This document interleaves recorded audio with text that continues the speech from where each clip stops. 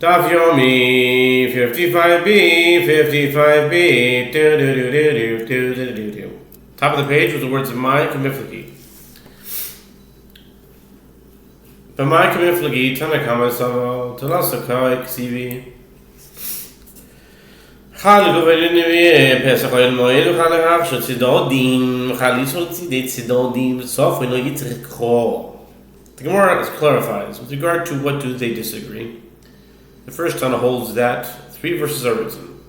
One verse serves to teach the halach itself, that we require the slaughter to take place at the entrance of the tent of meeting, and one verse serves to render fit slaughter at the sides, meaning the entire length of the temple courtyard eastward from the entrance, and not only that part which is directly in front of the entrance.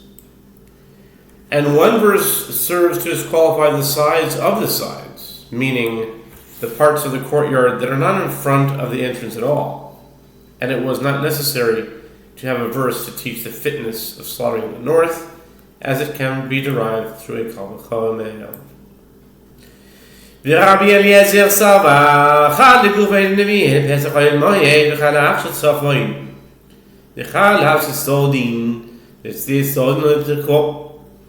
And Rabbi Eliezer holds that one verse is necessary to teach the halach itself, that we require slaughter of the entrance of the tent of meeting, and one verse serves to render fit slaughter in the north of the courtyard, and one verse serves to render fit slaughter at the sides of the courtyard. But according to him, it was not necessary to have a verse to teach that the sides of the sides are not fit for the slaughter of the offering.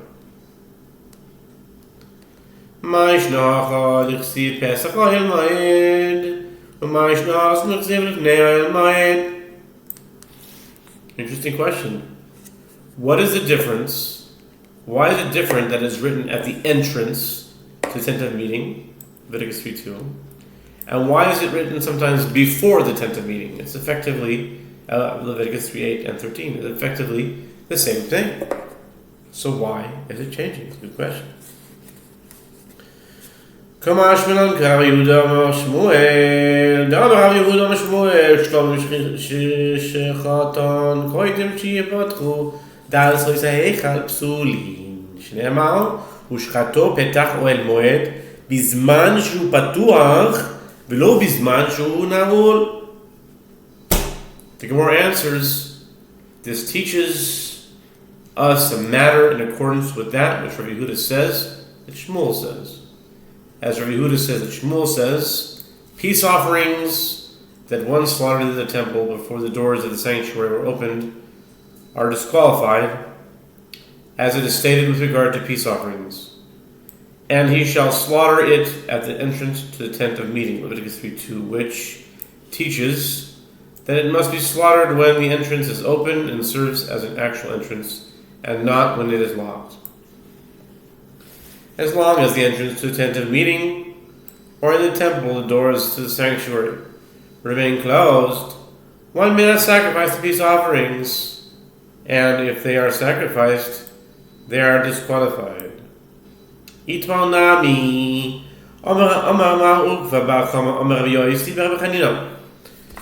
Shlomim Shechatan, Koidim Shipat Kulal, Soisei Chal Psulim, Shneimar ושחטו פתח אוהל מועד בזמן שפתח ההיכל פתוח ולא בזמן שהוא נעול. It was also stated, Marokko Bar Chama says that Rabbi Yossi, son of Rabbi Chanina, says peace offerings that one slaughtered before the doors of the sanctuary were open and are disqualified, as it is stated in the verse, he shall slaughter it at the entrance to the tent of meeting, Leviticus 3:2. This means when the entrance of the sanctuary is open and not when it is locked.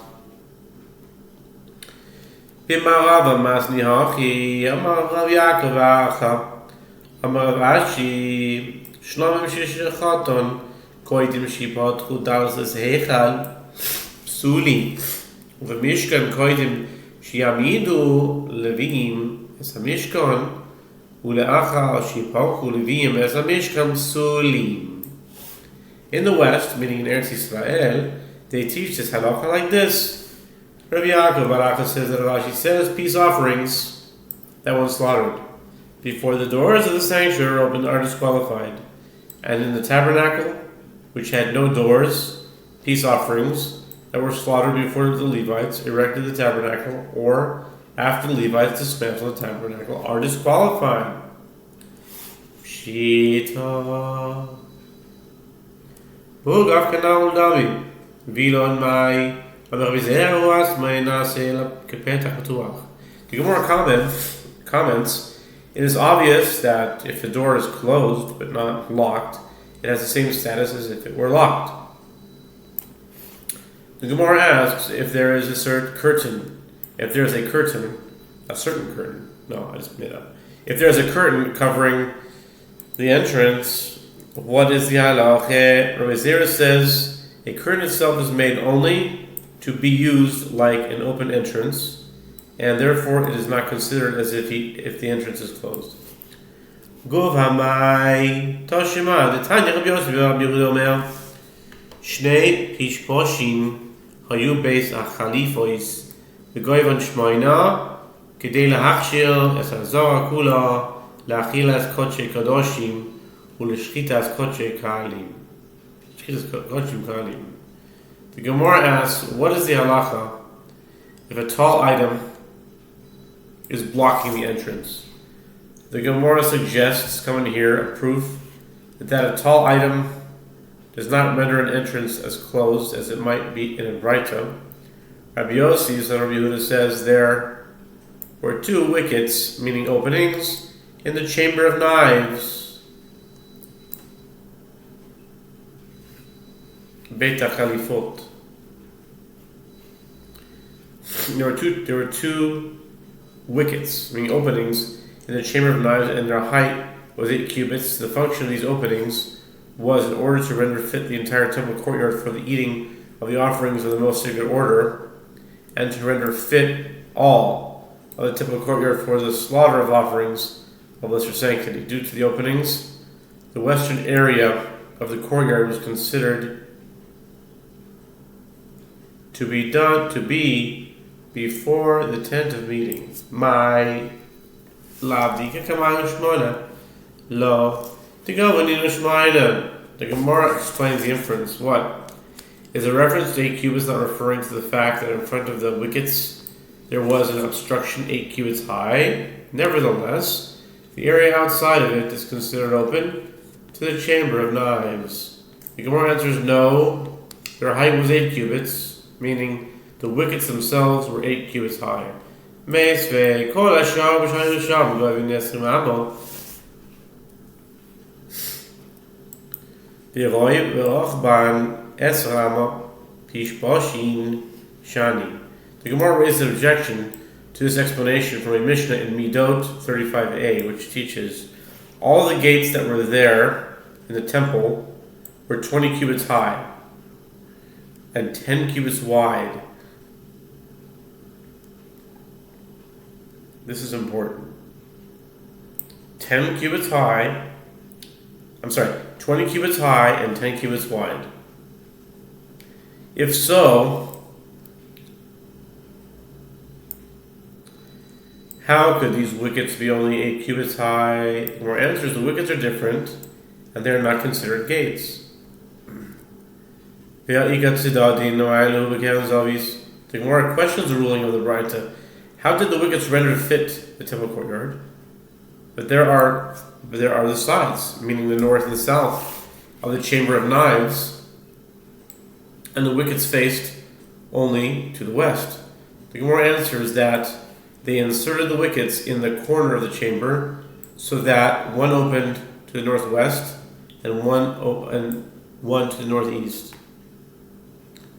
Achoire ve'sakapoires mai toshima Rabbi Yehuda lul katan haya achore beis kapoires gavoya shmoina amos kedei lahachshir es hazore lachilas kodesh kadoshim ve'shchitas kodesh kalim v'haydu nichsiv shnayim leparbar mai leparbar Amar Rabba Bar Shelo Kemanoma klapi bar.